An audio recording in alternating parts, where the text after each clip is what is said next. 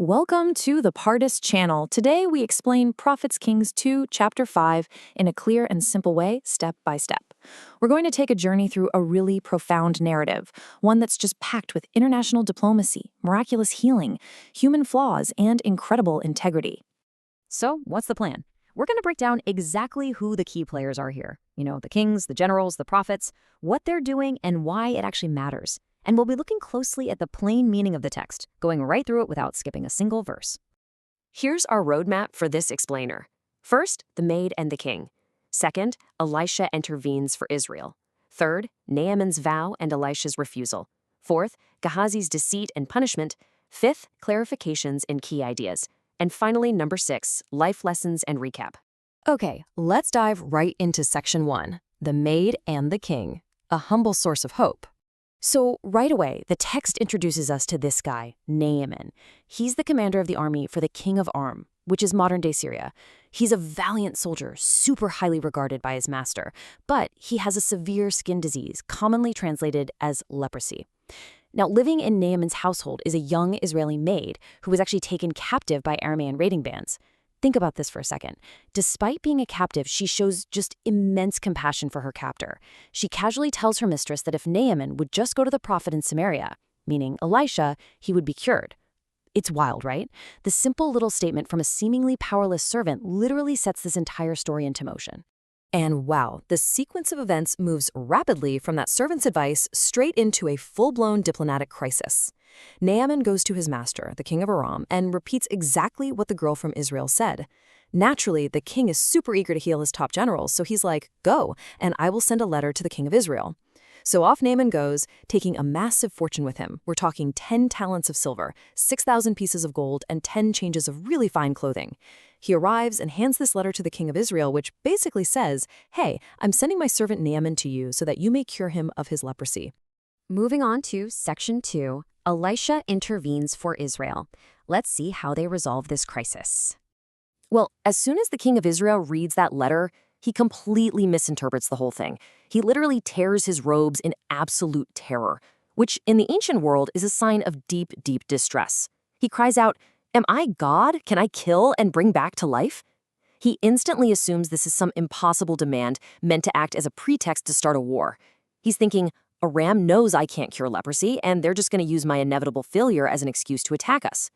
He completely misses the crucial detail that the young maid was talking about a prophet, not the king. But thankfully, Elisha hears about the king's panic and confidently steps in, sending him a message. He says, "Why have you torn your robes? Make the man come to me, and he will know there is a prophet in Israel." So Naaman arrives with this huge, impressive entourage right at Elijah's door. But Elisha doesn't even come outside.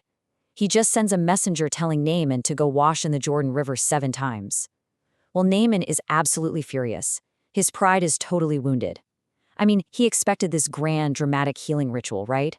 He almost leaves in a rage, but his servants bravely step in and reason with him. So, Naaman humbles himself, goes down, dips in the Jordan 7 times, and miraculously, his flesh is completely restored. That brings us to section 3, Naaman's vow and Elisha's refusal. A real clash of values here. You see, Naaman's physical healing immediately leads to a profound spiritual awakening.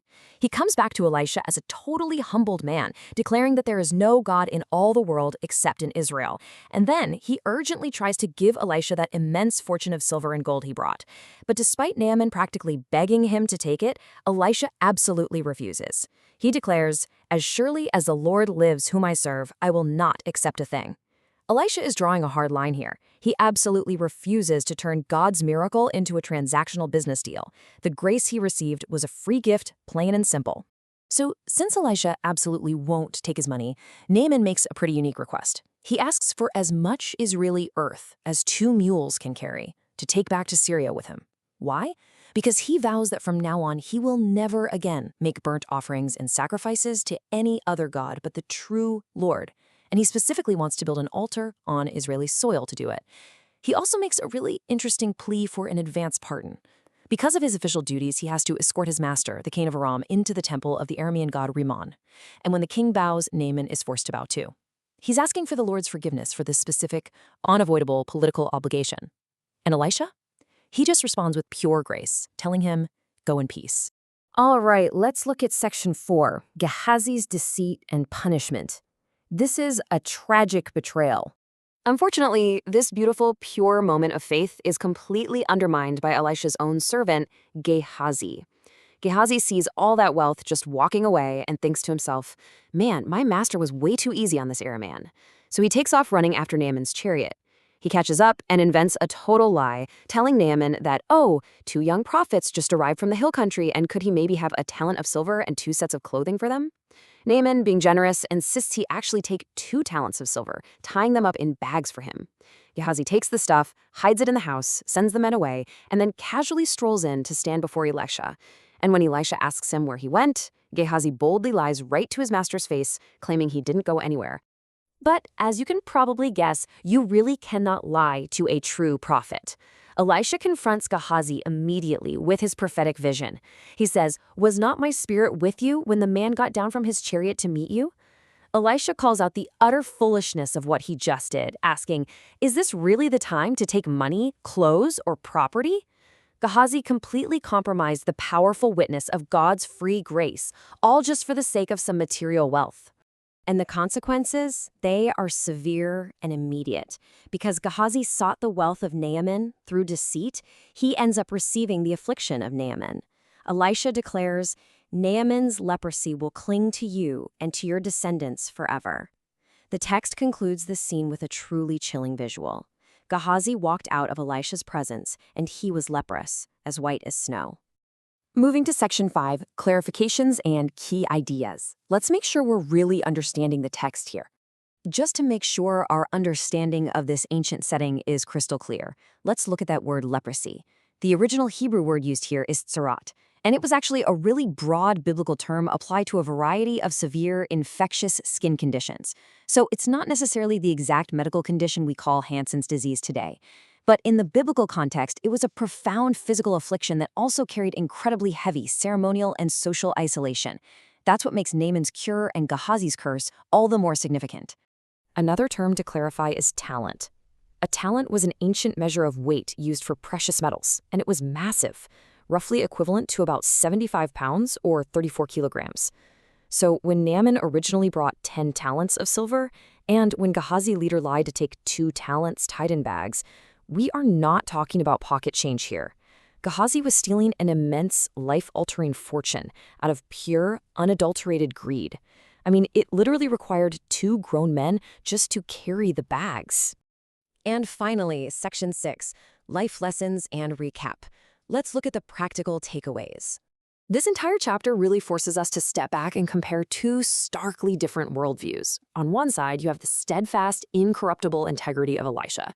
He serves God purely, without seeking any personal material reward whatsoever, because he fundamentally understands that the miracle belongs entirely to God.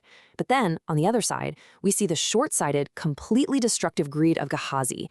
He sacrifices his integrity, his truthfulness, and ultimately his own health, all just to secure some temporary wealth.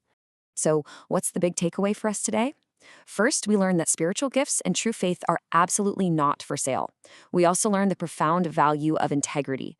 Doing the right thing, especially when huge sums of money are sitting right there on the table, is its own reward. We also see clearly that lying only ever compounds our problems, and greed carries some incredibly heavy consequences. And finally, we get this beautiful picture of a God whose power and grace extend way beyond national borders, reaching even a foreign general like Naaman, simply because he was willing to humble himself and obey. So I'll leave you with this. When faced with choices in your own life, will you choose the steadfast integrity of Elisha or the fleeting destructive greed of Gehazi?